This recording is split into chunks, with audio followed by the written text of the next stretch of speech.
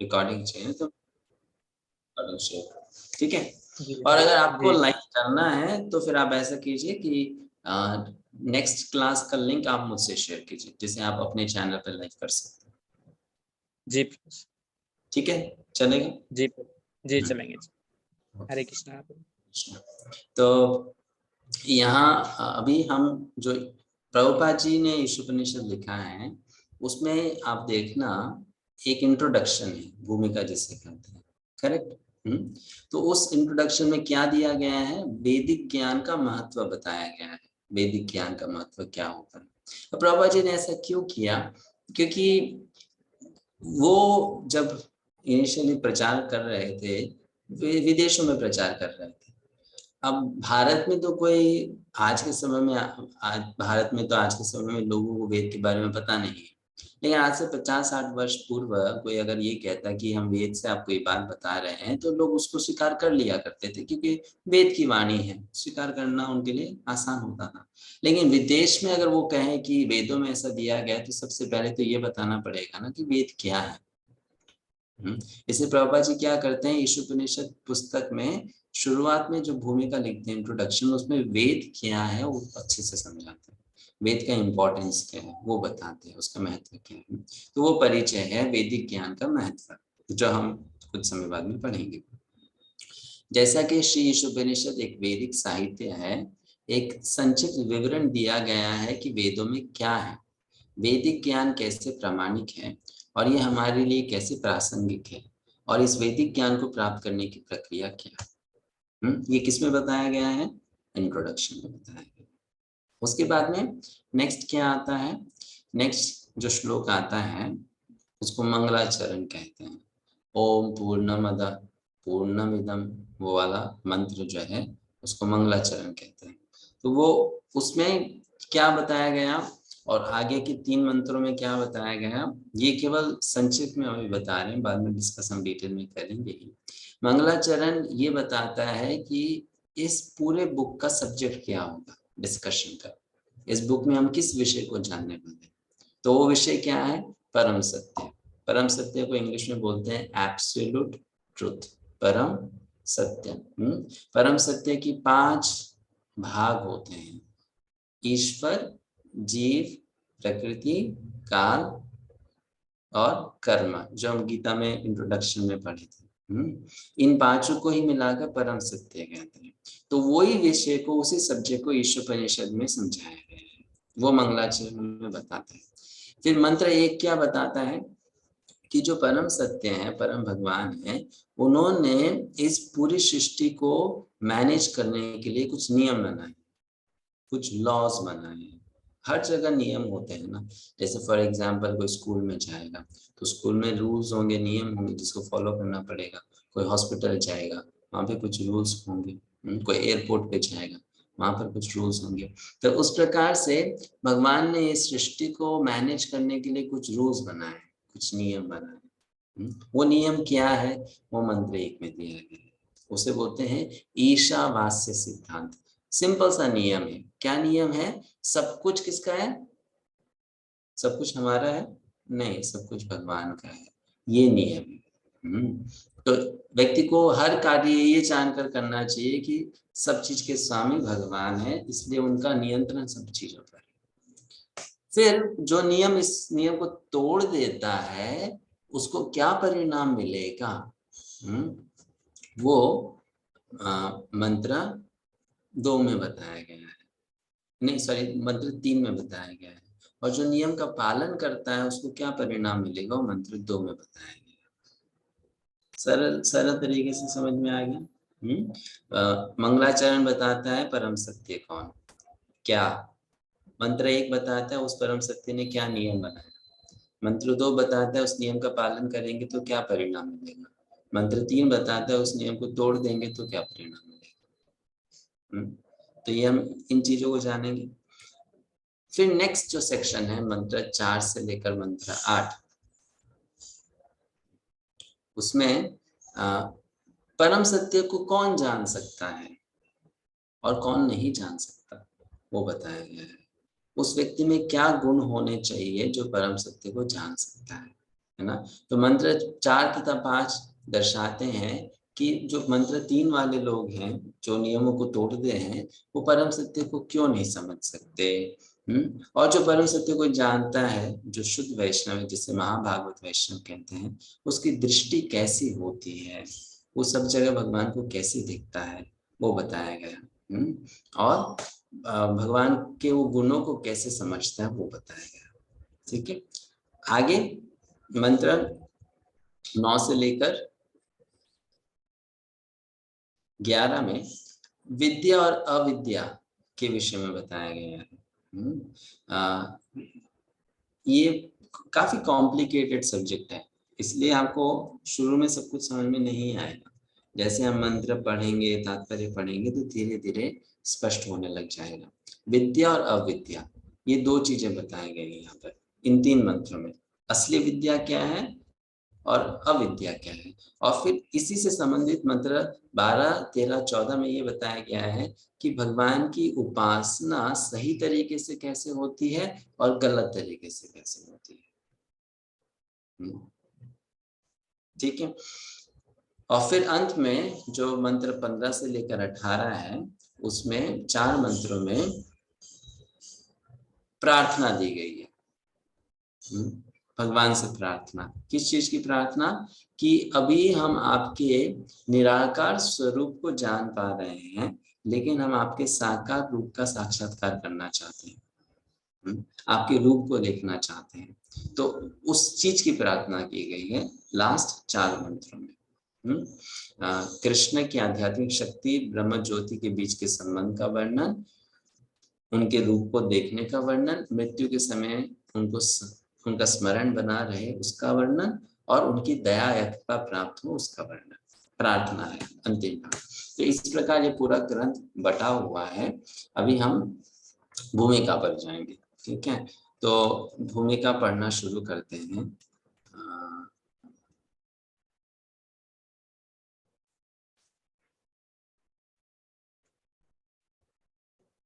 आप लोगों के पास कोई बुक है तो आप लोग भी साथ साथ पढ़ सकते हो। थोड़ा सा मैं पहले पढ़ता हूँ, फिर आप लोग रीडिंग कीजिएगा।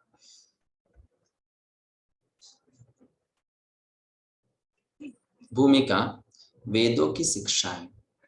कृष्ण कृपा मूर्ति श्री श्रीमद एसी भक्ति वेदांत स्वामी प्रभुपाद द्वारा 6 अक्टूबर 1969 को कॉन्वे हॉल, लंदन, इंग्लैंड में दिया गया एक प्रवचन।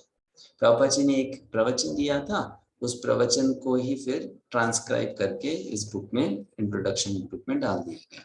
तो वो प्रवचन में प्रभुपाद जी क्या कहते हैं। देवियों तथा सज्जनों, आज का प्रवचन का विषय है वेदों की शिक्षाएं। वेद क्या है, सबसे पहले वेद क्या है। संस्कृत में वेद की मूल धातु विद की व्याख्या कई प्रकार से की जा सकती है, लेकिन अंततः उद्देश्य एक ही है। तो वेद जो शब्द है वो कौन से शब्द से आया है, विद शब्द से आया है। ये बात हम पहले भी आपसे शायद डिस्कस कर चुके हैं कि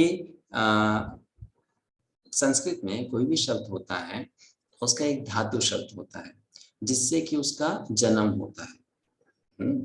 जैसे कि अगर हम धर्म शब्द लेते हैं, तो धर्म शब्द कौन से धातु से जन्म लिया है, ध्री धातु से। ध्री, उसी ध्री धातु से अलग अलग कौन से शब्द जन्म लेते हैं, धृतराष्ट्र, धारण, सेम सेम धातु है जिससे अलग अलग शब्द जन्म लेते हैं। वैसे जो वेद शब्द है या विद्या शब्द है, हाँ वेदता शब्द है, ये सब कौन से शब्द से, विद्वान शब्द है, ये सब कौन से शब्द धातु से जन्म लेते हैं, विद। विद मतलब जानना। तो वेद का अर्थ क्या है, ज्ञान। सिंपल, वेद किसे कहते हैं, ज्ञान।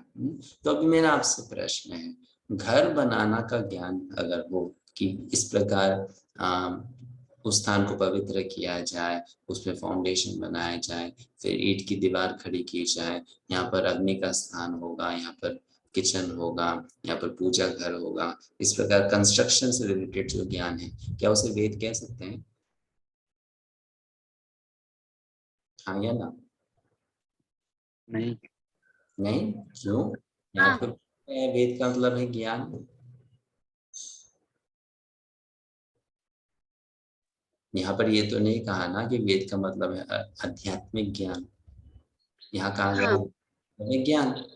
तो कोई भी ज्ञान क्यों ना हो, चाहे भौतिक मटेरियल नॉलेज या स्पिरिचुअल नॉलेज, वो क्या है? वो वेद ही है।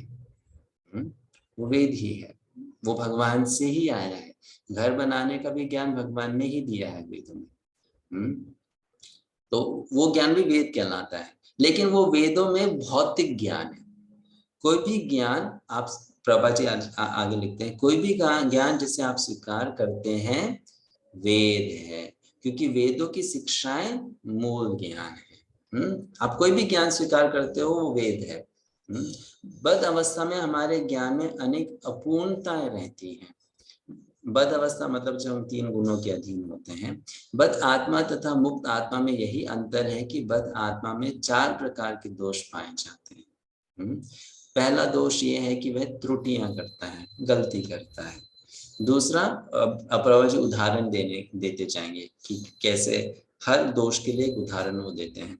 उदाहरण 8, हमारे देश में महात्मा गांधी अत्यंत महान पुरुष माने जाते थे, लेकिन उन्होंने अनेक त्रुटियां की। महात्मा गांधी ने अनेक गलतियां की, यहाँ तक कि अपने जीवन की अंतिम अवस्था में उनके सहायक ने उन्हें सावधान किया था, गांधी जी आप नई दिल्ली की सभा में न जाएं।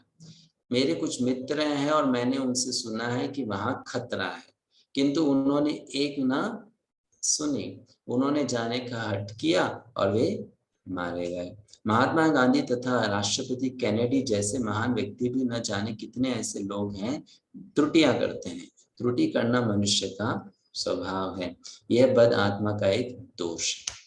तो जो भी व्यक्ति बद जीव है उससे गलती होगा ही होगा। ये हमें एक्सपेक्ट करके चलना चाहिए, है ना, कि गलती होगा ही होगा, व्यक्ति गलती करेगा ही करेगा। दूसरा दोष क्या है? भ्रमित होना। भ्रम का अर्थ है जो नहीं उसे स्वीकार करना, अर्थात माया। माया का अर्थ है जो नहीं है।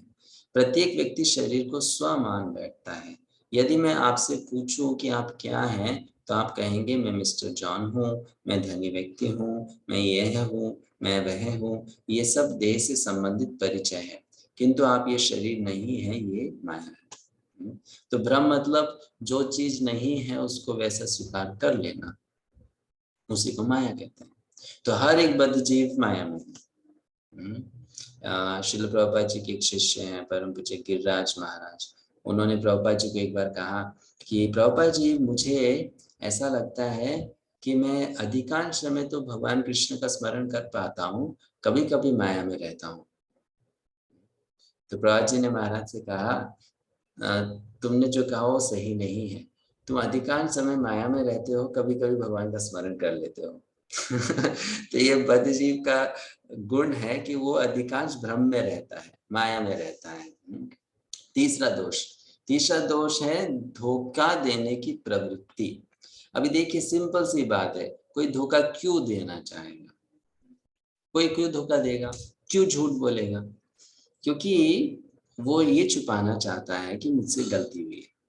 उसको पता है कि अगर पता चल जाएगा दूसरों को कि मैंने गलती की है तो मुझे दंड मिलेगा, मुझे बुरा सुनने को मिलेगा, इसलिए व्यक्ति उसको छुपाना चाहता है ना। तो उस छुपाने की भावना से वो धोखा देना चाहता है, चीटिंग। जैसे कि एक बच्चा है, समझ लो खेल खेल में उसने घर पे कुछ तोड़ दिया, तो वो क्या करेगा? वो माँ को पता चले या पिताजी को पता चले उससे पहले कुछ ना कुछ व्यवस्था कर दे, उस चीज जो टूट गई उसको छुपा कर रख देगा। फिर उसे पूछा जाएगा ये कहाँ गया, तो मुझे तो नहीं पता, मैंने तो देखा ही नहीं। तो इस प्रकार वो छुपाता है क्योंकि उसको दंड है कि माँ को पता चलेगा तो फिर पिटाई होगी, पिताजी को पता चलेगा तो पिटाई होगी।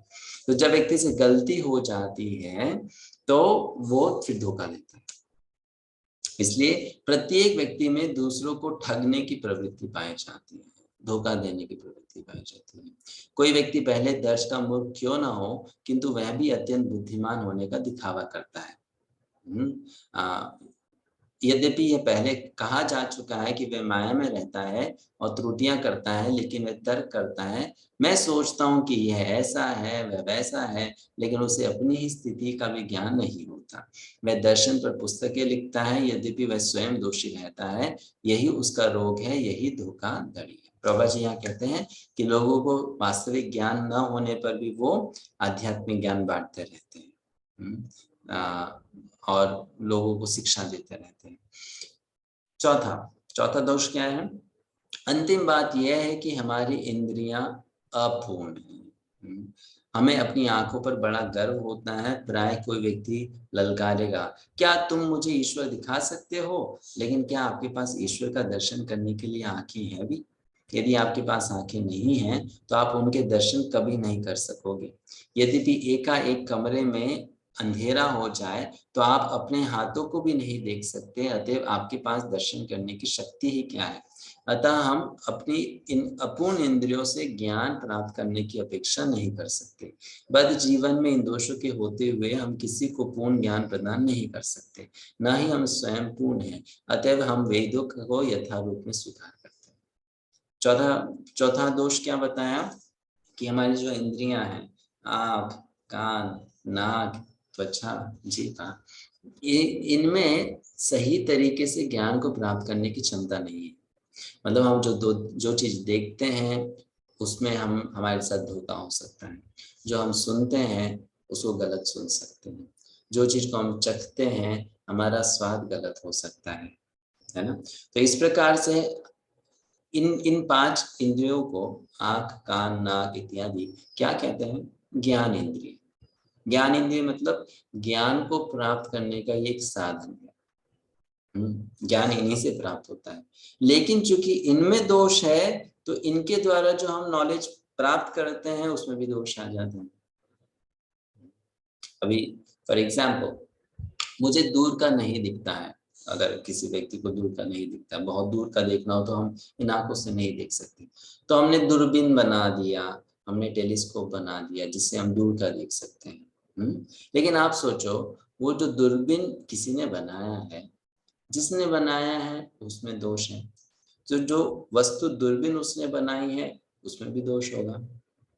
तो जो चीज आपको दूरबीन दिखाएगा उसमें भी तो दोष होगा, वो भी तो आपको सही तरीके से नहीं दिखा पाएगा, है ना। इस प्रकार अगर हमारे पास, हम स्वयं अपूर्ण हैं तो हम जो भी चीज बनाएंगे, जो भी कार्य करेंगे, पूर्ण ज्ञान को प्राप्त करने के लिए अपने ही बलबूते पर उसमें कमियां होंगी और हम पूर्ण ज्ञान प्राप्त नहीं कर पाएंगे। तो बाबा जी ये 4 चीज यहाँ पर क्यों बताएं? वो ये बताने के लिए बताएं कि हमें अगर सच्चा ज्ञान चाहिए तो उसके लिए हमें वेदों के आश्रय में जाना ही होगा, वेदों से ही स्वीकार करना होगा, वेदों से ही जानना होगा। आगे वो बताएंगे अब वेद क्यों परफेक्ट है। हम इम्परफेक्ट हैं, हम अपूर्ण हैं, ये तो बता दिया। वेद क्यों परफेक्ट है वो बताएंगे। आप वेदों को हिंदू कह सकते हैं, लेकिन हिंदू नाम विदेशी है, हम हिंदू नहीं है। हमारी असली पहचान वर्णाश्रम है। वर्णाश्रम वेदों के उन अनुयायियों का सूचक है जो मानव समाज में वर्ण तथा आश्रम के 8 विभागों को मानते हैं। 4 विभाग समाज के हैं और 4 विभाग आध्यात्मिक जीवन के हैं। यह वर्णाश्रम कहलाता है। भगवत गीता में कहा गया है, ये विभाग सर्वत्र पाए जाते हैं क्योंकि ये ईश्वर द्वारा सृजित है। समाज के विभाग हैं ब्राह्मण, क्षत्रिय, वैश्य तथा शूद्र। ब्राह्मण अत्यंत बुद्धिमान वर्ग के उन मनुष्यों का सूचक है जो यह जानते हैं कि ब्रह्म क्या है।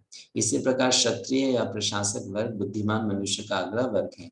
तब वैश्य अर्थात व्यापारी वर्ग आता है। यह प्राकृतिक वर्गीकरण सर्वत्र पाया जाता है। यही वैदिक सिद्धांत है और हमें स्वीकार करते हैं। वैदिक सिद्धांत स्वयं सिद्ध सत्य के रूप में स्वीकार किए जाते हैं क्योंकि उनमें कोई त्रुटि नहीं हो सकती। यह स्वीकृति है। उदाहरणार्थ, भारत में गोबर को शुद्ध माना जाता है, फिर गोबर पशु का मल है। एक स्थान पर आप यह वैदिक आदेश पाएंगे कि यदि आप मल को छू लेते हैं तो आपको तुरंत स्नान करना होगा, लेकिन दूसरे स्थान पर यह कहा गया है कि गाय का मल शुद्ध होता है। यदि आप किसी अशुद्ध स्थान को गोबर से लीप देते हैं तो वो भी शुद्ध हो जाता है। हम अपनी सामान्य इंद्रिय से तर्क कर सकते हैं कि ये तो विरोधाभास है। हम कोई व्यक्ति कह सकता है कि एक स्थान पर वेदों में दिया गया है कि मल का स्पर्श करते साथ व्यक्ति को शुद्ध होने के लिए स्नान करना चाहिए, और दूसरी जगह पर आपने, पता नहीं आपके देश में ऐसा होता है कि नहीं, भारत में अगर आप आओगे तो गांव गांव में लोग घर पर गोबर का लेप लगाते हैं दीवार पर, जमीन पर, तो वो स्नान करने के बाद में भी करते हैं। ऐसा नहीं है कि स्नान करने से पहले करते हैं, स्नान करने के बाद में भी करते हैं, और ये कार्य करने के बाद में दोबारा स्नान करने नहीं जाते हैं। क्योंकि गोबर का स्पर्श करने से ऐसा माना जाता है कि आप अशुद्ध हो तो गोबर का स्पर्श करने से आप शुद्ध हो जाओगे। तो यहाँ पर कोई व्यक्ति बोल सकता है कि ऐसा क्यों फिर, तो इस बात को क्या तर्क से जाना जा सकता है? नहीं, वो सच्चाई है कि गाय का गोबर शुद्ध है, और आगे जाकर वैज्ञानिकों ने उसको जब टेस्ट किया तो उन्होंने पाया भी कि गाय के गोबर में एंटीसेप्टिक प्रॉपर्टीज होती हैं, इसलिए वो शुद्ध होता है। तो उसको छूने से आप में अपवित्रताएं नहीं आती। तो इस बात को कोई अगर केवल सुनकर स्वीकार कर ले तो उसका काम बन गया, और अगर वो तर्क करने लग जाए कि ये ऐसा कैसे हो सकता है, ये तो गलत होगा, तो उसको कभी समझ में नहीं आएगा। आगे प्रभुपाद जी लिखते हैं, वास्तव में सामान्य दृष्टि में ये विरोधाभास लगता है, लेकिन ये मिथ्या नहीं है, यह तथ्य है। कलकत्ता के एक प्रमुख वैज्ञानिक तथा डॉक्टर ने गोबर का विश्लेषण करके ये पता लगाया कि इसमें समस्त रोगाणुनाशक गुण पाए जाते हैं, एंटीसेप्टिक प्रॉपर्टीज होती है। आगे, भारत में यदि कोई व्यक्ति किसी दूसरे व्यक्ति से कहता है तुम्हें यह करना चाहिए, तो दूसरा व्यक्ति ये कह सकता है तुम क्या कहना चाहते हो, क्या ये कोई वैदिक आदेश है जो मैं बिना तर्क के तुम्हारा कहना मान लूं?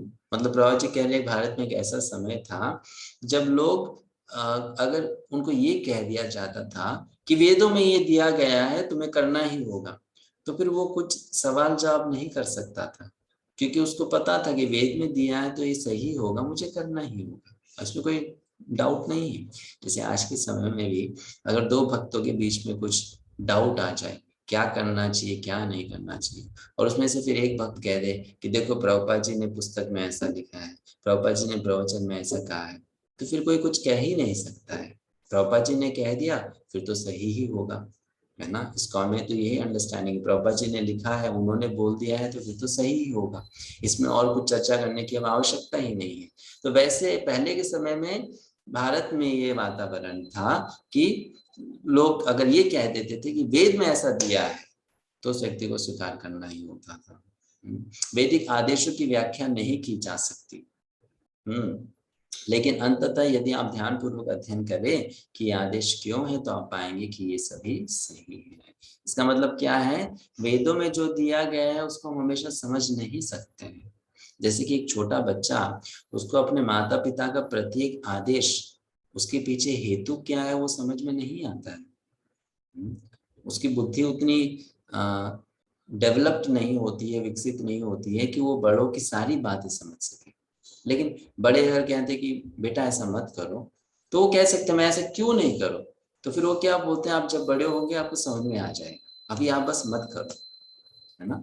तो क्योंकि उसकी बुद्धि छोटी है वो नहीं जान सकता है, लेकिन जब वो बड़ा हो जाएगा तो उसको समझ में आ जाएगा। वैसे ही जब हम शास्त्रों को पढ़ते हैं बहुत सी ऐसी बातें हो सकती हैं जो हमको कब समझ में ना आए, क्योंकि अभी हमारी बुद्धि, हमारी चेतना विकसित नहीं हुई। जब विकसित हो जाएगी तो बातें हमको समझ में आने लग जाएगी। तो वेद मानवीय ज्ञान के संकलन नहीं है। अब नेक्स्ट पैराग्राफ में, वेद मानवीय ज्ञान के संकलन नहीं है, इसका मतलब क्या है, वेद मनुष्य की रचना नहीं है। ऐसा नहीं है कि वैदिक ग्रंथ को किसी मनुष्य ने लिख डाला। किसने लिखा वैदिक ग्रंथों को, आपको तो पता ही है किसने लिखा। व्यासदेव। तो व्यासदेव सामान्य व्यक्ति थे? नहीं। भगवान के अवतार नहीं, भगवान के अवतार थे, है ना। तो वेद मानवीय रचना नहीं है, मतलब हमारे जैसे एक अपूर्ण व्यक्ति ने वेदों की रचना नहीं की है, तो उसमें अपूर्णता कैसे आएगी? अगर समझ लीजिए आप या मैं, मुझे या आपको किसी को जिम्मेदारी दी जाए कि आप वेदों को लिखो, तो चूंकि हम में दोष है तो हम जो लिखेंगे उसमें भी दोष आ जाएगा। लेकिन चूंकि व्यासदेव भगवान के अवतार हैं, उनमें दोष नहीं है, तो उनके रचना में भी कोई दोष नहीं होगा। तो यहाँ पर प्रभुपाद जी बोले कि वेद मानवीय ज्ञान के संकलन नहीं है, वैदिक ज्ञान आध्यात्मिक जगत से अर्थात भगवान कृष्ण से आता है। शुरुआत कहाँ से होती है? कौन देता है वेदों का ज्ञान? कृष्ण देते हैं। वेदों का अन्य नाम श्रुति है। वेदों का अन्य नाम श्रुति है। श्रुति और दूसरा किस प्रकार का शास्त्र होता है? एक श्रुति होता है, दूसरा कौन सा होता है? श्रुति और एक को श्रुति कहते हैं, दूसरे को क्या कहते हैं? नहीं याद? स्मृति। स्मृति और स्मृति। श्रुति मतलब जो सुनकर आपने प्राप्त किया, स्मृति मतलब जो आपने सुना था उसको अपने मन में स्मरण में बसा लिया, बाद में आप उसको फिर से याद करते हो, उसको दोहराते हो, अपने मन से निकाल कर बताते हो, उसको बोल देते हैं स्मृति। तो श्रुति, वेदों को श्रुति कहते हैं जिसको सुनकर प्राप्त किया जाता है। श्रुति उस ज्ञान की सूचक है जिसे सुनकर अर्जित किया जाता है। यह प्रायोगिक ज्ञान नहीं है। प्रायोगिक मतलब ये एक्सपेरिमेंट करके ज्ञान प्राप्त नहीं होता है। अगर फॉर एग्जाम्पल अगर आपसे बोल दिया जाए कि एक्सपेरिमेंट करेंगे, कौन भगवान है? शिव जी, ब्रह्मा जी और कृष्ण। एक्सपेरिमेंट करेंगे, कैसे करेंगे हम एक्सपेरिमेंट? कर सकते हैं, हम एक्सपेरिमेंट कर सकते हैं व्यक्तिगत रूप से? नहीं कर सकते ना, नहीं कर सकते। हर चीज हम एक्सपेरिमेंट नहीं कर सकते। तो वैदिक ज्ञान को एक्सपेरिमेंट करके नहीं जाना जा सकता है, केवल सुनकर स्वीकार करके जाना जा सकता है। श्रुति माता के तुल्य मानी जाती है। बहुत सारा ज्ञान हमें अपनी माता से ही प्राप्त होता है। इसलिए वेद को माता कहते हैं। वेद माता है, भगवान कृष्ण पिता है। तो वेद के द्वारा हमें भगवान के बारे में पता चलता है। उदाहरणार्थ यदि आप जानना चाहें कि आपका पिता कौन है, तो इसका उत्तर कौन दे सकता है? आपकी माता दे सकती है। यदि और माता ही देती है। ये लोग को अजीब लग सकता है, लेकिन माँ ही सिखाती है बच्चे को कि ये तुम्हारे पिता हैं, ये तुम्हारी दादी है, ये तुम्हारे दादा हैं। माँ ही तो बोलती है ना, देखो पापा आ गए, पिताजी आ गए। उसी से तो बच्चा सुन सुनकर फिर आइडेंटिफाई करता है, अच्छा ये व्यक्ति मेरे पिता है। तो माँ के शब्दों को ही जानकर माँ ही तो बच्चे को बोलती है ये गाय है, ये घोड़ा है, और उसको सुनता है वो बच्चा, तो उसको फिर ये शब्द याद हो जाते हैं, उस प्रकार वो आइडेंटिफाई करने लग जाते हैं। तो बहुत सारा ज्ञान हमें अपनी माता से प्राप्त होता है। यदि माता कहती है तुम्हारे पिता है, तो तुम्हें स्वीकार करना पड़ता है। प्रयोग करके ये ज्ञात कर पाना कि वे आपके पिता है कि नहीं, संभव नहीं है। इसी तरह यदि आप अपने अनुभव से परे, अपने प्रायोगिक ज्ञान से परे, अपने इंद्रियों के कार्यों से परे कुछ जानना चाहते हैं, तो आपको वेदों को स्वीकार करना होगा। इसमें प्रयोग करने का प्रश्न ही नहीं उठता, इसका प्रयोग पहले ही हो चुका है, निश्चित हो चुका है। उदाहरणार्थ माता के कथन को सत्य मानना होता है, इसके लिए कोई अन्य उपाय नहीं। अभी मैं आपसे एक क्वेश्चन पूछता हूँ। समझ लीजिए आपने अपनी माँ से कोई क्वेश्चन पूछा कि मम्मी या माता आप मुझे बताओ कि ये क्या है, और अगर आपकी माँ ने जो आपको उत्तर दिया वो 100% सही न भी हो। समझ लीजिए आपने पूछ लिया कि ये मोबाइल फोन कैसे काम करता है, अब उनको तो पता नहीं कैसे काम करता है ना, तो उनको जितना कुछ पता हो उन्होंने आपको बता दिया। एक प्रकार से वो 100% फैक्ट नहीं हो। आप किसी साइंटिस्ट से पूछोगे, इसके मैन्युफैक्चरर से पूछोगे, तो वो शायद आपको अपनी माँ से ज्यादा अच्छा बताता है कि मोबाइल फोन कैसे काम करता है। लेकिन उसके आपको ज्ञान देने में और आपकी माँ को आपको ज्ञान देने में क्या एक बहुत बड़ा अंतर है। जो माँ से ज्ञान प्राप्त किया जाए तो उस ज्ञान को वो बेटर हम कह सकते हैं, और किसी और से प्राप्त किया जाए तो वो उससे कम बेहतर हो सकता है। उसका मुख्य कारण क्या है? मुख्य कारण क्या हो सकता है बताइए सर, सोचिए इसके बारे में कि आपको माँ कुछ बात बताए और कोई दूसरा आपको इसमें अंतर क्या हो सकता है? माँ में जो आशीर्वाद होता है और उसका प्रेम होता है, थोड़ा सा और उसको बेहतर बनाएं। विश्वास, विश्वास और क्या, और क्या, और क्या? माँ अपनी होती हैं इसलिए। हाँ तो ठीक है, अपनी है, लेकिन अपनी है तो फिर क्या, नेक्स्ट क्या, अपनी है तो क्या करेगी वो? प्रेम करती हैं इसलिए। प्रेम, केवल प्रेम, ज्ञान और प्रेम को थोड़ा सा कनेक्ट करके कोशिश कीजिए, वो प्रॉपर वर्ड यूज कीजिए। हाँ आपको सही रास्ता दिखाती है माँ। हाँ सही माँ रास्ता, सही। Okay very good. आप इसे और करीब आ गए, वर्ड भरोसा सुरक्षा रखने के लिए। सुरक्षा, करेक्ट। और क्या, माँ आपको ज्ञान जो देगी वो क्या अंडरस्टैंडिंग की या क्या भाव से देगी, आपको इससे बेनिफिट होना चाहिए, लाभ, करेक्ट। चाहे वो पूरी तरह से सही भी ना हो, 100% फैक्ट भी ना क्यों ना हो, नहीं वो आपको वही बात बताएगी जिससे आपको लाभ होगा। कितनी बार ऐसा हो सकता है वो आपसे वो सब बात भी छुपा सकती है जो सही है, क्योंकि उससे आपको लाभ नहीं होगा, करेक्ट है ना। तो यहाँ पर इंपॉर्टेंट क्या है, केवल फैक्ट इंपॉर्टेंट है या उस ज्ञान के पीछे देने का भाव इंपॉर्टेंट है? उस ज्ञान को देने का भाव इंपॉर्टेंट है। तो माँ का भाव क्या है, आपका हित होना चाहिए। तो वो जो बात बताए अगर वो पूरी तरह से लॉजिकल भी ना हो, साइंटिफिक भी ना हो, लेकिन वो सही है क्योंकि उसके पीछे उद्देश्य सही है ना। और कोई व्यक्ति है अगर बहुत बड़ा ज्ञानी हो, वो आपको बहुत अच्छे से कुछ समझा भी दे, कुछ बता भी दे, लेकिन उसका उद्देश्य ये है कि ये सारा ज्ञान आपको देकर बाद में आपके साथ छल करके आपको धोखा दे दे, तो वो ज्ञान तो बेकार ही हुआ ना, वो ज्ञान तो बेकार ही हुआ। तो यहाँ पर जब प्रभुपाद जी कहते हैं वेद माता है, इसको हमको क्या समझना चाहिए कि केवल वेद हमें सही चीज नहीं बताएगा, साथ साथ में वेद हमें वही बताएगा जो हमारे हित के लिए होगा। और कोई दूसरा व्यक्ति हमको वो सब भी बता सकता है जिसमें हमारा हित ना हो। अब वो बात जानकर कुछ लाभ है जिसमें आपका हित ना हो, कोई लाभ नहीं, वो बेकार है ना। इसलिए यहाँ वेदों को माता की से तुलना की गई है। इसलिए हमें वेदों की बात अगर समझ में भी ना आए, हमको जानना चाहिए उसका उद्देश्य हमारा हित है तो हमारे लिए वो अच्छा है, हमारे लिए वो सही है। आगे बढ़ते हैं।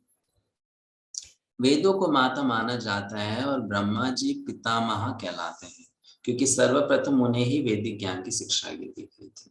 आपको पता ही है, जन्माद्यस्य यतोन्मयात् इतरतश्चार्थेष्वभिज्ञ स्वराट् तेने ब्रह्म हृदय आदि कवये मुह्यन्ति यत्।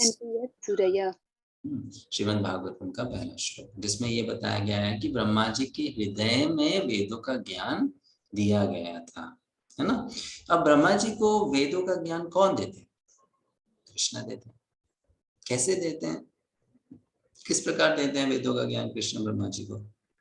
हृदय में देते हैं। और कौन सा तरीका है वेदों का ज्ञान देने का? भगवान ब्रह्मा जी को अलग अलग समय ब्रह्मा जी हुए, इतने सारे ब्रह्मा हुए, तो उनको वेदों का ज्ञान कैसे कैसे देते हैं? एक ही तरीके से देते हैं? नहीं, अलग अलग तरीके से देते हैं। कभी भगवान कृष्ण अपनी बांसुरी बजाते हैं, तो वो बांसुरी की ध्वनि जब ब्रह्मा जी के कानों पर पड़ती है, उसी से उनको सारा वेदों का ज्ञान हो जाता है। कभी कभी कभी भगवान ब्रह्मा जी के हृदय में ज्ञान देते हैं, जैसे भी हमने श्लोक का उच्चारण किया। कभी कभी ब्रह्मा जी को भगवान विष्णु के रूप में उनके सामने प्रकट होकर ज्ञान देते हैं। कभी कभी ब्रह्मा जी को भगवान ज्ञान हंस अवतार के रूप में देते हैं, हंस अवतार के बारे में वर्णन है। फिर कभी हयग्रीव अवतार है ना, जिसमें ऊपर उनका मुख घोड़े का था, अश्व का, और शरीर मनुष्य का था, उस रूप में ज्ञान देते हैं। और जब वराह अवतार प्रकट हुए, उसमें वर्णन आता है कि वराह ने जैसे ही धाड़ लगाई, गर्जना की, उस गर्जना को सुनकर ब्रह्मा जी को सारा वेदों का ज्ञान हो गया। तो भगवान कुछ भी कहे, उनके मुख से कोई किसी प्रकार का भी शब्द निकले उसमें वेदों का ज्ञान छिपा हुआ है। एक बार तो ऐसा वर्णन आता है कि ब्रह्मा जी जब वेद का ज्ञान प्राप्त नहीं किए थे, नरसिंह देव उनके सामने प्रकट हुए, जोर से उन्होंने धाड़ लगाई और ब्रह्मा जी को सारा वेदों का ज्ञान मिल गया। तो भगवान का सिखाने का तरीका अलग अलग है। तो इस प्रकार वेदों का ज्ञान वो ब्रह्मा जी को देते हैं। आता किससे है? भगवान से ही आता है। उन्होंने ये वैदिक ज्ञान प्राप्त किया और इसे किसको दिया? नारद तथा अन्य शिष्य और पुत्र को प्रदान किया, जिन्होंने इसे अपने अपने शिष्यों में वितरित किया। इस प्रकार वैदिक ज्ञान गुरु शिष्य परंपरा द्वारा आगे चलता जाता है। भगवत गीता में भी इसकी पुष्टि की गई है कि वैदिक ज्ञान इसी विधि से समझा जाता है। यदि आप प्रयोगात्मक प्रयास करें तो भी आप इसी निष्कर्ष पर पहुंचेंगे, लेकिन समय की बचत करने की दृष्टि से आपको इसको स्वीकार कर लेना चाहिए। यदि आप ये जानना चाहते हैं कि आपके पिता कौन है, यदि आप अपनी माता को प्रमाण स्वरूप मान लेते हैं तो वे जो कुछ कहते हैं उसे आप बिना किसी तर्क के स्वीकार कर सकते हैं। ये बहुत जरूरी है कि अगर हम किसी बात को प्रामाणिक स्रोत से स्वीकार कर लें तो हमारे लिए काम आसान बन जाता है, और हम उसको स्वीकार ना करें तो उसी समझ पर पहुंचने के लिए हमको बहुत ज्यादा संघर्ष करने की आवश्यकता पड़ सकती है। साक्ष्य प्रमाण के 3 प्रकार है, ये भी बहुत इंपॉर्टेंट है जानना। प्रमाण के 3 प्रकार हैं। ऐसे तो प्रमाण के 10 प्रकार होते हैं, लेकिन यहाँ पर हम 3 प्रकार के प्रमाण को ही मुख्य मानते हैं। प्रमाण मतलब क्या? ज्ञान को प्राप्त करने की विधि, ज्ञान को प्राप्त करने का तरीका, उसको प्रमाण कहते हैं। तो 3 प्रकार के प्रमाण क्या है? प्रत्यक्ष, अनुमान तथा शब्द।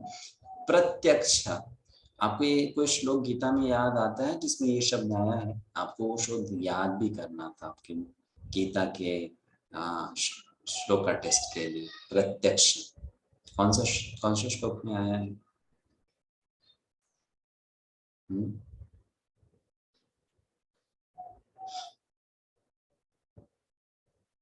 याद नहीं आ रहा।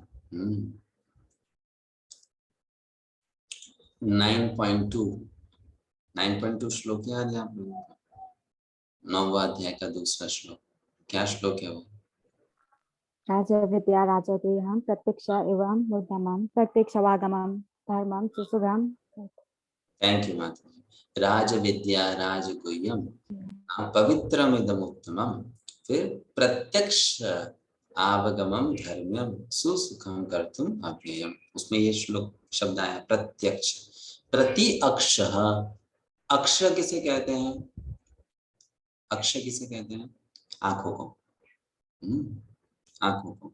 और प्रत्यक्ष, जिन चीजों को आंखों द्वारा जाना जाता है, मतलब अपनी इंद्रियों द्वारा जाना जाता है, उसको प्रत्यक्ष कहते हैं।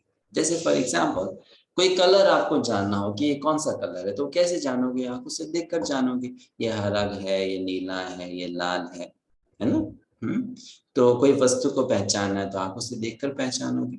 तो वो ज्ञान जो हम इंद्रियों के द्वारा प्राप्त करते हैं उसको बोलते हैं प्रत्यक्ष प्रमाण। अभी आप पहले हम डिस्कस कर चुके हैं, इंद्रियों में दोष है तो जो ज्ञान आंखों के द्वारा देखा गया हो, कानों द्वारा सुना गया हो, उसमें दोष आएगा। सिंपल सी बात है। तो ये ज्ञान प्राप्त करने का तरीका परफेक्ट नहीं हो सकता है ना? ये परफेक्ट नहीं हो सकता है। जैसे मैं अभी आपसे एक एग्जाम्पल क्वेश्चन, आपके देश में ऐसी आइसक्रीम मिलती है जो नमकीन होती है? मिलती है क्या आइसक्रीम जो नमकीन है? नहीं मिलती ना? हाँ, कभी खाई आपने नमकीन? नहीं खाई, करेक्ट। लेकिन चाइना में नमकीन आइसक्रीम लोग खाते हैं। कभी आप समझ, किसी व्यक्ति को आइसक्रीम खाते हुए आप देखोगे तो आप तो क्या सोचोगे? बहुत अच्छा होगा, मीठा मीठा होगा, टेस्टी होगा, मुझे भी एक खरीदना है, मुझे भी खाना है। अगर आप चले गए और आप वो खाओगे, अगर आपने खरीद के उसको खाया, आपका जो मुख का स्वाद है वो तो बिगड़ जाएगा। ये तो नमकीन निकला, मैं सोचा ये मीठा है। तो इसमें गलती क्यों हो गई? क्योंकि वो आइसक्रीम को देखकर थोड़ी ना पता चलता है कि मीठा होगा कि नमकीन होगा। प्रत्यक्ष हमने आंखों से देखा, ये तो आइसक्रीम है, ये तो मीठा होना चाहिए, लेकिन वो मीठा निकला नहीं। तो प्रत्यक्ष में गलती हो जाती है, इसलिए प्रत्यक्ष के द्वारा ज्ञान प्राप्त करना उचित नहीं है, हमेशा। फिर दूसरा क्या बताया गया है? अनुमान। अनुमान मतलब आपका पहला कुछ अनुभव रहा है, बुद्धि का प्रयोग करते हो कुछ निष्कर्ष निकालने के लिए, लेकिन वो निष्कर्ष में भी गलती हो सकती है। जैसे उदाहरण लेते हैं, मान लीजिए कि कहीं पर आप जहाँ पर रह रहे हो वहां पर एक मंदिर के उदाहरण ले लेते, चलो। मंदिर पास में मंदिर है, आपके घर के पास में सोसाइटी में मंदिर है, और जोर की बारिश हो रही है, तो आप मंदिर में जाते हो और आप देखते हो कि मंदिर के बाहर 3 छाते रखे हैं। कितने? 3 छाते रखे हैं। अभी उस समय कोई व्यक्ति दूसरा आपके साथ में जो आ रहा हो, वो आपसे प्रश्न पूछे, मुझे तो लगता है मंदिर में बस 3 ही लोग हैं। कितने लोग हैं? 3 ही लोग हैं। तो ये करना, ये जो उसने किया, इसको क्या कहते हैं? अनुमान लगाना। अनुमान लगाया। अब आप बताओ, हमेशा ये अनुमान लगाना सही ही होगा क्या? सही ही होगा। 3 छाते हैं तो 3 ही लोग होंगे, सही होगा? नहीं, 3 छाते हैं तो 4 लोग भी हो सकते हैं कि एक छाते में 2 लोग आ गए। करेक्ट। ऐसे भी हो सकता है कोई जो बिना छाते के आया हो, है ना। ऐसे भी हो सकता है कि कोई पहले ही आ गया हो, जब बारिश नहीं हो रही थी तो उसको छाता लाने की आवश्यकता ही नहीं थी। तो केवल 3 छाते हैं, उससे अनुमान कोई लगा सकता है 3 ही लोग हो गए, लेकिन उस अनुमान में भी गलती हो सकती है, करेक्ट। या फिर दूसरा उदाहरण ले लीजिए, समझ लीजिए आपने किसी को कॉल की, वो व्यक्ति फोन उठा लेता है और बोलता है मैं बिजी हूँ, आपको मैं 5 मिनट में कॉल करता हूँ। ठीक है, फिर आपको 5 मिनट बाद में कोई कॉल आया, अभी वो नंबर आपने देखा नहीं किसका कॉल है, तुरंत आपने फोन उठा लिया और आपने अनुमान लगा लिया कि उसी का फोन होगा जिसको आपने 5 मिनट पहले फोन किया था, और आप बात करने लग जाओ, और बाद में फिर वहां से जब आप आवाज सुनो, आपको बताया ये तो कोई दूसरा व्यक्ति है, ये तो वो है ही नहीं जिसका मैं कॉल एक्सपेक्ट कर रहा था। तो इस प्रकार अनुमान लगाने में भी गलती हो जाती है। अनुमान के द्वारा भी ज्ञान को सही तरीके से प्राप्त नहीं किया जा सकता। तो इंग्लिश में जब हम लॉजिक वर्ड यूज करते हैं, जिसे तर्क कहते हैं, वो इसी कैटेगरी में आता है, अनुमान लगाना, है ना। तर्क मतलब क्या? हमने कुछ अनुभव किया, बुद्धि का प्रयोग किया, उसके कारण हम निष्कर्ष में पहुंच गए, लेकिन उसकी सीमा होती है। हमारा तर्क सीमित होता है, हमारे अनुभव से सीमित होता है, तो अनुमान में भी व्यक्ति गलती कर सकता है। बचा तीसरा, जिसको कहते हैं शब्द प्रमाण। मतलब शब्द किसे कहते हैं? वेदों की वाणी को या वेदों के वाक्यों को शब्द कहते हैं। तो वेदों से ज्ञान को प्राप्त करना वो सबसे उचित होता है, सबसे सही होता है। प्रभा जी क्या लिखते हैं? प्रत्यक्ष का अर्थ है सीधा प्रमाण। प्रत्यक्ष प्रमाण अत्युत्तम नहीं होता, क्योंकि हमारी इंद्रियां पूर्ण नहीं है। हम नित्य ही सूर्य को देखते हैं और हमें ये एक छोटी सी थाली सा लगता है, किंतु ये अनेक लोगों की अपेक्षा कहीं अधिक विशाल है।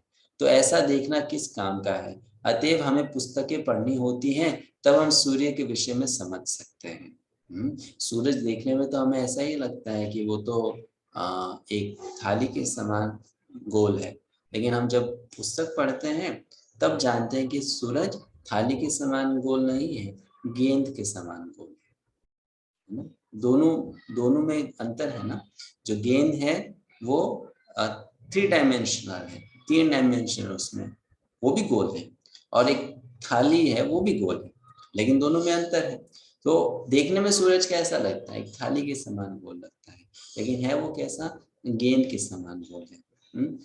अतः प्रत्यक्ष अनुभव पूर्ण नहीं होता, तब आता है अनुमान, अनुमानित ज्ञान जिसकी कल्पना है, ये ऐसा हो सकता है। उदाहरणार्थ डार्विन का सिद्धांत बताता है कि यह ऐसा हो सकता है, यह वैसा हो सकता है, लेकिन यह कोई विज्ञान नहीं है। यह एक सुझाव है और पूर्ण भी नहीं है, किंतु यदि आप प्रामाणिक स्रोतों से ज्ञान प्राप्त करते हैं तो वह पूर्ण है। यदि आपको रेडियो स्टेशन के अधिकारियों से कोई कार्यक्रम निर्देशिका प्राप्त हो तो आप उसे स्वीकार कर लेते हैं, आप उसे अस्वीकार नहीं करते। इसके लिए आपको कोई प्रयोग करना होता है, कोई प्रयोग नहीं करना होता है, क्योंकि यह ज्ञान प्रामाणिक स्रोतों से प्राप्त हुआ है। आगे आगे कौन पढ़ेगा?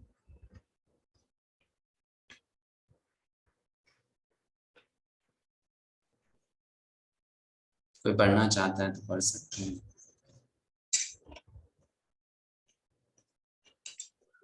कहाँ से पढ़ना प्रभु जी? नेक्स्ट पैराग्राफ, वैदिक ज्ञान को शब्द प्रमाण कहना चाहते हैं। हरे कृष्णा। वैदिक ज्ञान को शब्द प्रमाण कहा जाता है।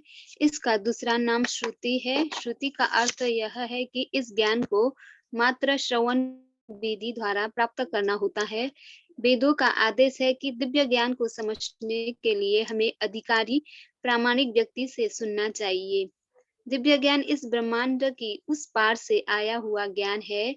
इस ब्रह्मांड के भीतर तो भौतिक ज्ञान है और इस ब्रह्मांड के परे दिव्य ज्ञान है। हम ब्रह्मांड के अंतिम छोर तक भी नहीं जा सकते, तो भला हम आध्यात्मिक जगत तक कैसे जा सकते हैं? इस तरह पूर्ण ज्ञान अर्जित कर पाना असंभव है। एक आध्यात्मिक आकाश है, वहां अन्य प्रकृति है जो व्यक्त तथा अव्यक्त के परे है। लेकिन आप यह कैसे जानेंगे कि एक ऐसा भी आकाश है जहां के ग्रह तथा निवासी शाश्वत है? यह सारा ज्ञान उपलब्ध है, लेकिन आप प्रयोग कैसे करेंगे? यह संभव नहीं है। अतएव आपको वेदों की सहायता लेनी होगी। यह वैदिक ज्ञान कहलाता है। हमारे कृष्ण भावनामृत आंदोलन में हम ज्ञान को सर्वोच्च अधिकारी अर्थात कृष्ण से ग्रहण करते हैं। कृष्ण को सभी वर्ग के लोग सर्वोच्च प्रमाण के रूप में स्वीकार करते हैं। मैं सर्वप्रथम दो प्रकार के आध्यात्मिकवादियों के विषय में बात करूंगा। आध्यात्मिकवादियों का एक वर्ग निर्विशेषवादी या मायावादी कहलाते हैं। ये सामान्यतया वेदांती कहलाते हैं, जिनमें शंकराचार्य प्रमुख है। दूसरे प्रकार के आध्यात्मिकवादी वैष्णव कहलाते हैं, यथा रामानुजाचार्य, माधवाचार्य, विष्णु स्वामी। शंकर संप्रदाय तथा वैष्णव संप्रदाय दोनों ही कृष्ण को पूर्ण पुरुषोत्तम भगवान के रूप में स्वीकार किया है। शंकराचार्य को निर्विशेषवादी माना जाता है क्योंकि उन्होंने निर्विशेषवाद या निराकार ब्रह्म का उपदेश दिया, लेकिन यह तथ्य है कि वे प्रच्छन्न साकारवादी थे। उन्होंने भगवत गीता पर अपने भाष्य में लिखा है, पूर्ण पुरुषोत्तम भगवान नारायण इस दृश्य जगत से परे है। और आगे फिर वे इसकी पुष्टि करते हैं, वे पूर्ण पुरुषोत्तम भगवान नारायण स्वयं कृष्ण है। वे देवकी तथा वसुदेव के पुत्र रूप में अवतरित हुए हैं। उन्होंने उनके माता पिता के नामों का विशेष रूप से उल्लेख किया है। अतः सभी आध्यात्मवादी कृष्ण को पूर्ण पुरुषोत्तम भगवान के रूप में स्वीकार करते हैं। इस विषय में कोई संदेह नहीं है। कृष्ण भावनामृत हमारे ज्ञान का स्रोत प्रत्यक्षतः भगवत गीता है, जो सीधे कृष्ण से आई है। हमने भगवत गीता यथारूप प्रकाशित की है, क्योंकि हमने कृष्ण जिस रूप में बोलते हैं उसी रूप में उन्हें बिना अपनी किसी व्याख्या के स्वीकार किया है। यही वैदिक ज्ञान है। क्योंकि वैदिक ज्ञान शुद्ध है, अतएव हम इसे स्वीकार करते हैं। कृष्ण जो भी कहते हैं हम स्वीकार करते हैं। यही कृष्ण भावनामृत है। इस समय की काफी बचत होती है। यदि आप सही प्रमाण या ज्ञान स्रोत को स्वीकार करते हैं तो आपके समय की काफी बचत होती है। ज्ञान की दो पद्धतियां हैं। निगम स्वीकार करते हैं कि मनुष्य है। आपके पिता कहते हैं कि मनुष्य मर्त्य प्राणी है। आपकी बहन कहती है मनुष्य मर्त्य प्राणी है। हर कोई कहता है कि मनुष्य मर्त्य है, लेकिन आप कोई प्रयोग नहीं करते। आप इसे स्वीकार कर लेते हैं कि मनुष्य मर्त्य है। यदि आप यह ज्ञात करने के लिए शोध करना चाहे कि क्या मनुष्य मर्त्य है, तो आपको हर मनुष्य का अध्ययन करना होगा, और तब आप यह सोच सकते हैं कि हो सकता है कि कोई ऐसा मनुष्य हो जो ना मरे, लेकिन आप उसे अभी तक देखा ना हो। इस तरह आपका शोध कार्य कभी समाप्त नहीं होगा। संस्कृत में यह विधि आरोह अर्थात कहलाती है। यदि आप अपनी अपूर्ण इंद्रियों के द्वारा अपने किसी निजी प्रयास से ज्ञान प्राप्त करना चाहते हैं तो आप कभी भी सही निष्कर्ष तक नहीं पहुंच सकेंगे। ऐसा संभव नहीं है। ब्रह्म संहिता में एक कथन है, आप ऐसे वायुयान पर सवार हो जाए जो मन की गति से उड़ रहा है। हमारे भौतिक वायुयान 2000 मील प्रति घंटे की गति से उड़ सकते हैं, लेकिन मन की क्या गति होती है? आप अपने घर में बैठे बैठे भारत के विषय में सोचे, जो मान लीजिए 10,000 मील दूर है, तो तुरंत ही यह आपके घर में पहुंचा जाता है। आपका मन वहां पहुंच गया है। मन का वेग इतना तेज है, अतएव यह कहा गया है, यदि आप लाखों वर्ष तक इस गति से यात्रा करें तो भी आप पाएंगे कि आध्यात्मिक आकाश असीम है। उस तक पहुंच पाना भी संभव नहीं है। अतएव वैदिक आदेश यह है कि मनुष्य को प्रामाणिक आध्यात्मिक गुरु के पास अनिवार्यतः जाना ही चाहिए। यहाँ पर अनिवार्य शब्द का प्रयोग किया गया है। और आध्यात्मिक गुरु की योग्यता क्या होनी चाहिए? उसने वैदिक संदेश को सही स्रोत से और सही ढंग से सुना होना चाहिए। उस ब्रह्म में दृढ़ता से स्थापित होना चाहिए। ये ही दो गुण है, अन्यथा वह प्रामाणिक नहीं है। थैंक यू माता जी। तो यहाँ प्रभुपाद जी ने वेदों के विषय में कुछ और बात हमें बताएं। जैसे कि उन्होंने कहा कि बहुत सारे वैष्णवाचार्य हैं जो हमें वेदों का ज्ञान प्रदान करते हैं, और वो कहते हैं कि नारायण कृष्ण भगवान जो हैं उन्होंने ही वेदों का ज्ञान हमें दिया है। तो वो आचार्य भी शुद्ध है, परम शुद्ध है, उनका चरित्र अच्छा है, हम उनकी बात को स्वीकार कर सकते हैं। और चूंकि कृष्ण से ही ज्ञान आया है तो उसको भी हम स्वीकार कर सकते हैं। आगे प्रभुपाद जी उदाहरण फिर देते हैं। ब्रह्मा जी जो ब्रह्म संहिता में कहते हैं कि व्यक्ति अगर केवल अपने मन के द्वारा भगवान को जानने का प्रयास करेगा तो वो समझ नहीं पाएगा। क्यों? क्योंकि जैसे कि मैं आपको एक उदाहरण देता हूँ। समझ लीजिए कोई वस्तु को अच्छा, आपको ये ज्यादा सिंपल रहेगा समझने के लिए। आपको पता है ना, किचन में हम लोग कोई बर्तन को उठाने के लिए या एक इंस्ट्रूमेंट यूज करते हैं, उसको भारत में कुछ लोग पकड़ कहते हैं, ऐसे तो उसके अलग अलग नाम हो सकते हैं जिसको आप इंस्ट्रूमेंट उठाने के लिए यूज करते हो। जैसे कढ़ाई को उठाना है, कोई बर्तन को उठाना है। अब समझ लीजिए वो कढ़ाई बहुत भारी हो, उसमें बहुत ज्यादा वजन हो, तो क्या आप उसको यूज कर पाओगे? नहीं, वो स्लिप होकर नीचे गिर जाएगा, है ना। उसकी कैपेसिटी नहीं होगी कि उसको पकड़ पाएगा, है ना। तो उसी प्रकार किसी चीज को, किसी वस्तु को पकड़ना हो तो उसको पकड़ने के लिए जो दूसरी वस्तु आप यूज करते हो वो भी स्ट्रांग होनी चाहिए, उसमें भी वो कैपेसिटी होनी चाहिए कि उसको पकड़ सकता है, नहीं तो वो कैसे पकड़ पाएगा। वैसे ही हमारा मन जो है वो अपने आप अपने ही क्षमता के आधार पर आध्यात्मिक विषय को नहीं पकड़ सकता है, उसको जान नहीं सकता है, उसको समझ नहीं सकता है। वो उसकी कैपेसिटी के बाहर की बात है। अगर हम सोचेंगे नहीं हम अपनी बुद्धि से उसको जान पाएंगे तो नहीं जान पाएंगे, उसकी कैपेसिटी के बाहर है। तो यहाँ पर इसलिए प्रभा जी उदाहरण देते हैं कि व्यक्ति मन के द्वारा भी अगर बहुत तेज गति में चले और वो सोचे कि मैं हर चीज को जान लूंगा, समझ लूंगा, तो उसके लिए संभव नहीं होगा। तो वो कैसे जान पाएगा? वो केवल उसको प्रामाणिक स्रोत से सुनकर जान पाएगा। वो अपने अनुभव से नहीं सीख पाएगा, लेकिन दूसरे के अनुभव से सीख पाएगा, जान पाएगा। आगे नेक्स्ट पैराग्राफ। कोई और पढ़ना चाहता है? हरे कृष्णा। यह कृष्ण भावनामृत आंदोलन वैदिक सिद्धांतों के द्वारा पूर्णतः प्रामाणिक है। भगवद गीता में कृष्ण कहते हैं, वैदिक शोध का वास्तविक उद्देश्य कृष्ण की खोज करना है। ब्रह्म संहिता में भी कहा गया है, कृष्ण अर्थात गोविंद के अनगिनत रूप है, लेकिन वे सब एक है। वे हमारे रूप जैसे नहीं है जो विनाशशील है। उनका स्वरूप अच्युत है। मेरे स्वरूप का प्रारंभ है, लेकिन उनके स्वरूप का कोई आदि नहीं होता। वह अनंत है और उनका रूप, उनके अनेक रूप भी अनंत है। मेरा रूप तो यहाँ बैठा है, वह मेरे घर में नहीं है। आप वहाँ बैठे हैं और अपने घर में नहीं है। लेकिन कृष्ण एक ही समय प्रत्येक स्थान पर हो सकते हैं। वे गोलोक वृंदावन में बैठे रह सकते हैं और उसी समय वे सर्वत्र उपस्थित रह सकते हैं, अर्थात वे सर्वव्यापी है।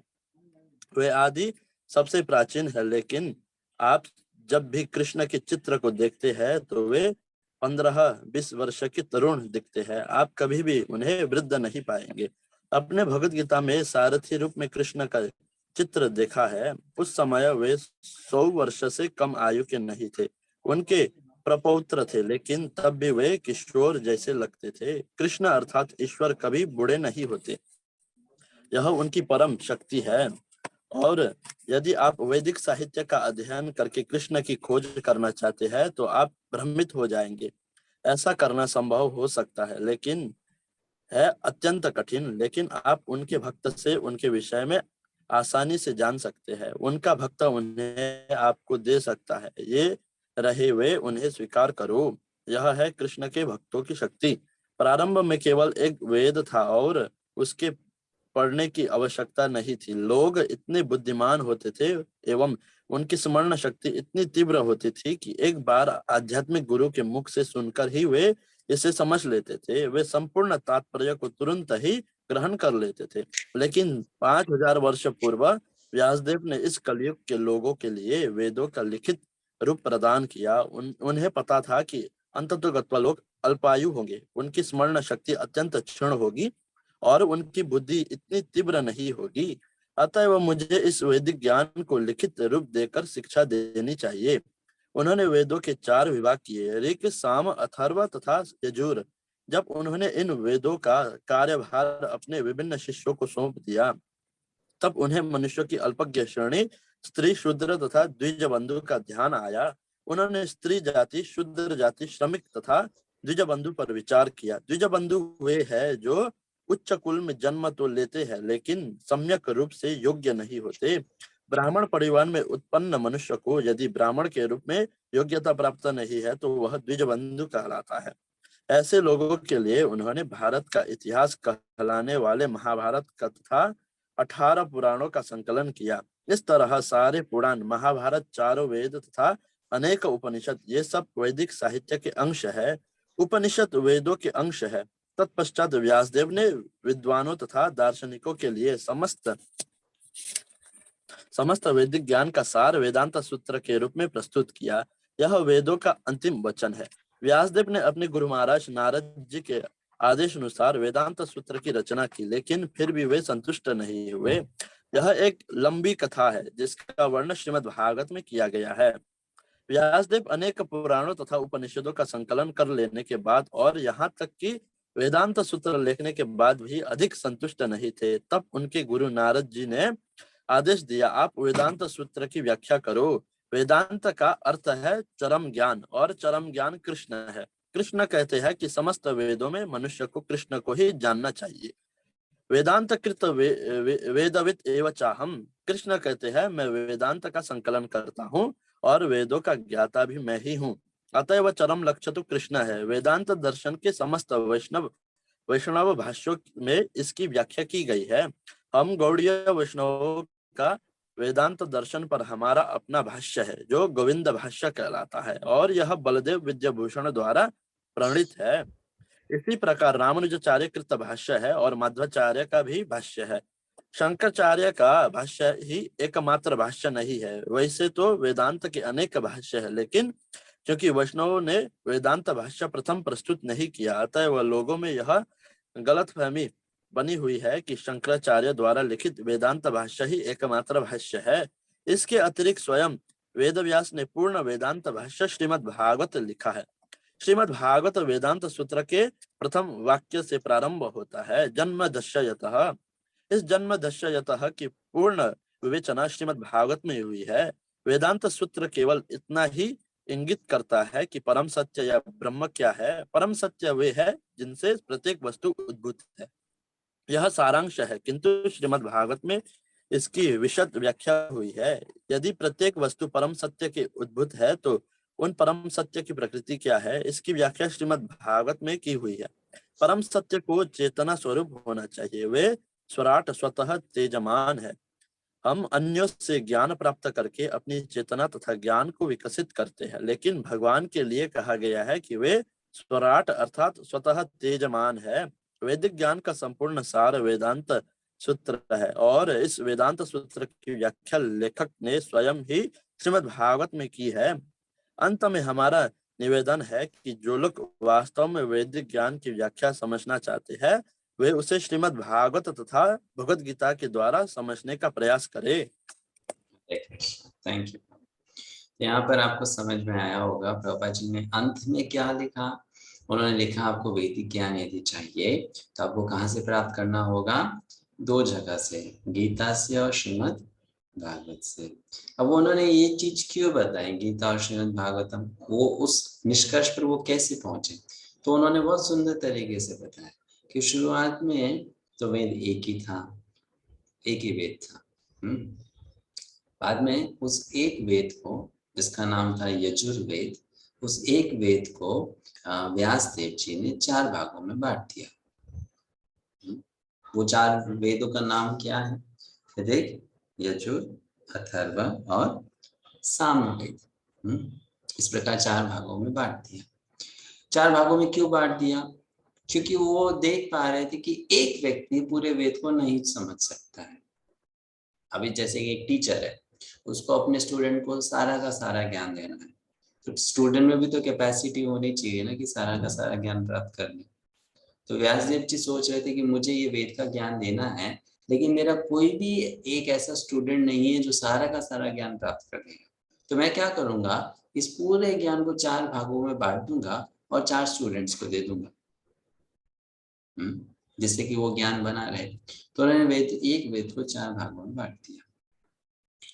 अब ये करने के बाद में उन्होंने क्या किया, फिर उन्होंने सोचा कि वेद को समझने वाले तो बहुत कम लोग होंगे, क्योंकि वेद को समझने के लिए थोड़ी सी बुद्धि की आवश्यकता ज्यादा होती है।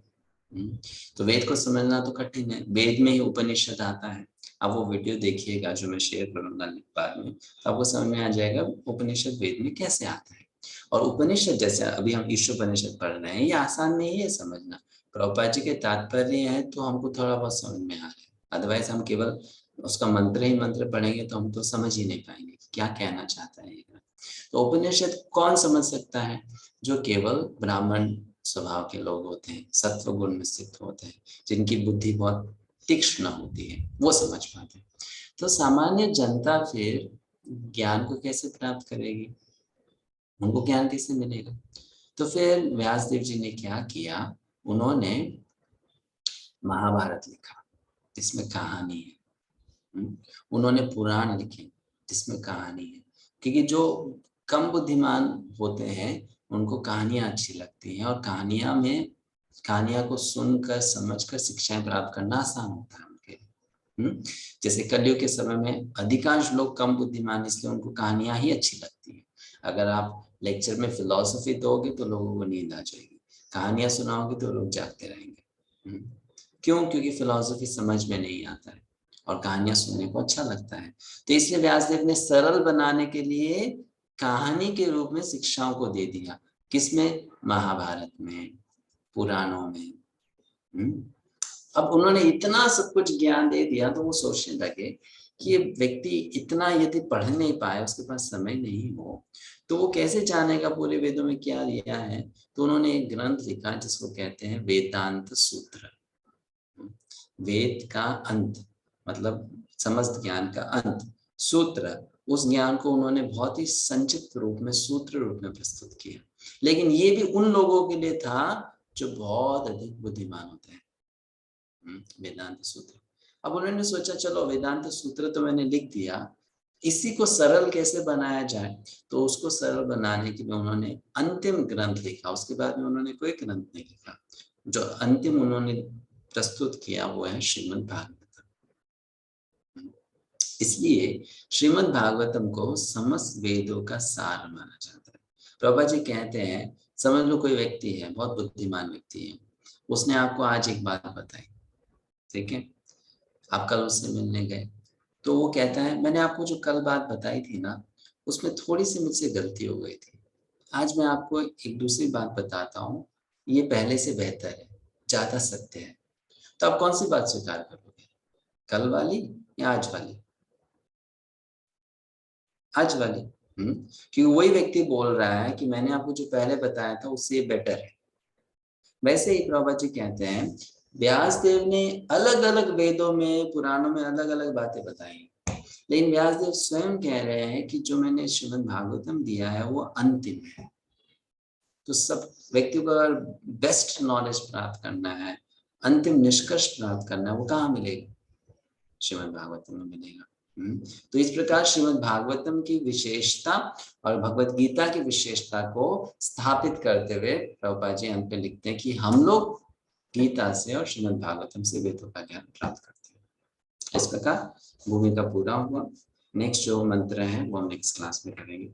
आप में से किसी का कोई क्वेश्चन हो तो आप पूछ सकते हो।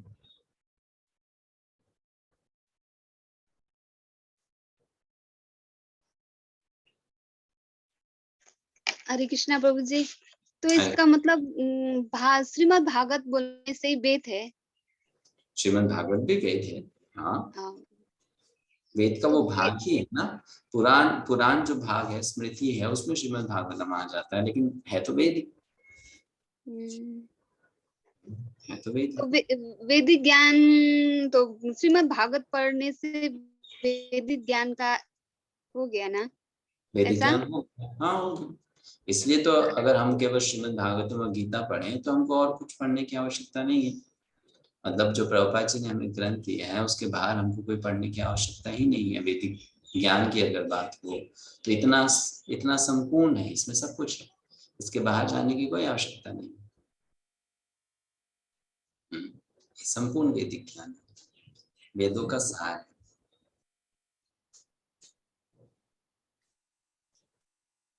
ठीक है, जो भी ग्रंथ वेदों पर आधारित है वो भी वेद होता है। तो समझ लीजिए कोई भक्त ने कोई पुस्तक लिखी है और वो प्रभुपाद जी की पुस्तक पर आधारित है तो वो भी वेद है, क्योंकि वो ज्ञान का स्रोत वही है। ओके, और कोई क्वेश्चन किसी का? तो प्रभु जी वो प्रत्यक्ष अनुमान और शब्द में हम लोग प्रत्यक्ष सुन के जो ज्ञान पाया है उसमें भी नहीं होता? हाँ, वो भी बहुत अच्छा क्वेश्चन है आपका। तो प्रत्यक्ष जो है वो उसमें होता है देखकर, सुनकर प्राप्त करना, और जो शब्द है उसको भी सुनकर ही प्राप्त किया जाता है। तो दोनों में अंतर क्या है? तो दोनों में अंतर सोर्स का है, कहाँ से ज्ञान प्राप्त हो रहा है। जो प्रत्यक्ष है, जो हमने सुना, किससे सुना? अगर हमने उसको एक सामान्य व्यक्ति से सुना तब वो प्रत्यक्ष कहलाया जाएगा। अगर हमने उसको सही सोर्स से सुना, वास्तविक स्रोत से सुना, तो प्रत्यक्ष नहीं शब्द कारण कहलाया जाएगा, क्योंकि वो सोर्स सही है ना।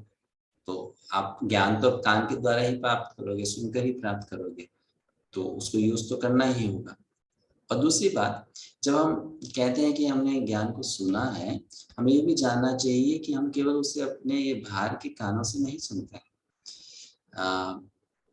उसको व्यक्ति अपने दो प्रकार के कर्म होते हैं, एक तो बाहर का और दूसरा होता है अंदर का, है ना, जो व्यक्ति के सूक्ष्म शरीर में होता है।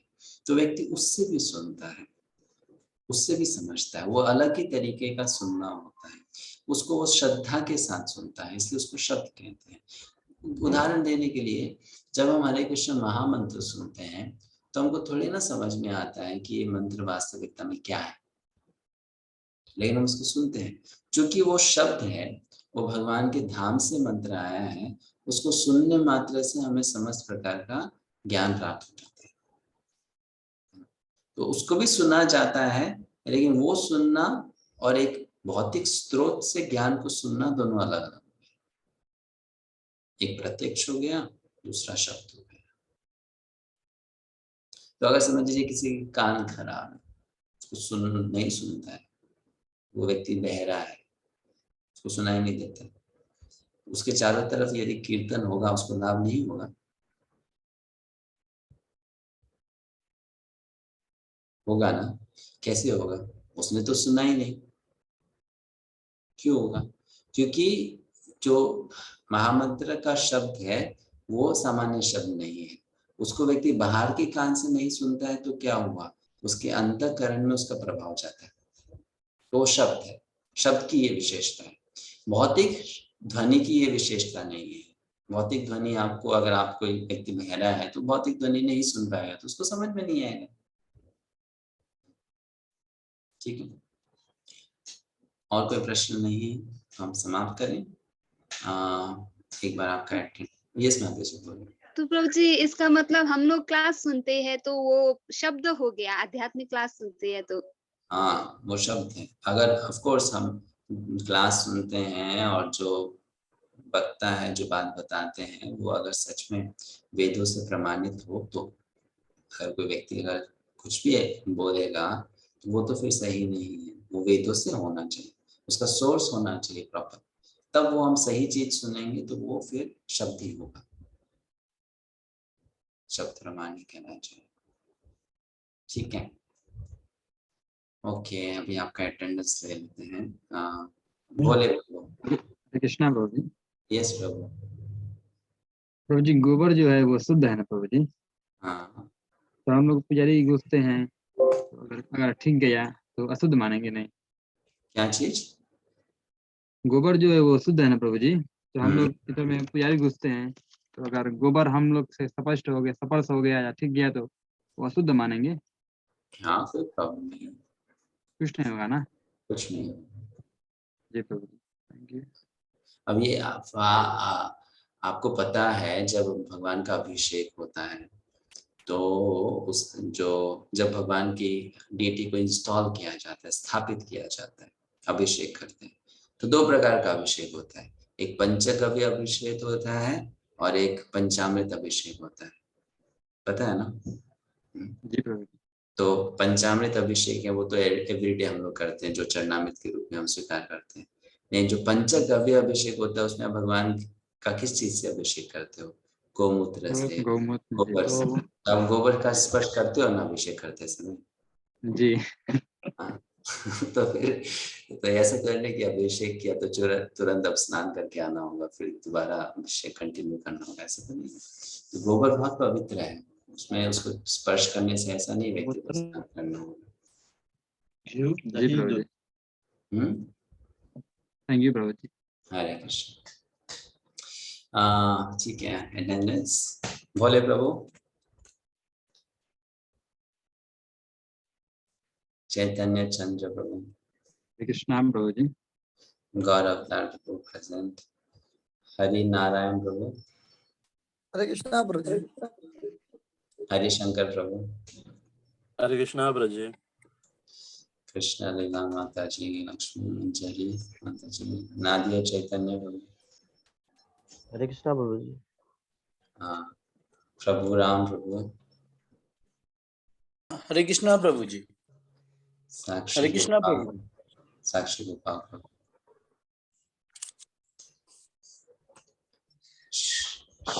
श्याम मुकुंद प्रभु। हरे कृष्णा प्रभु जी। हरे कृष्ण। शुभ लक्ष्मी माता जी प्रेजेंट। सुलोचन प्रभु, गंगा विद्या प्रेजेंट। बनमाली गौरांग प्रभु।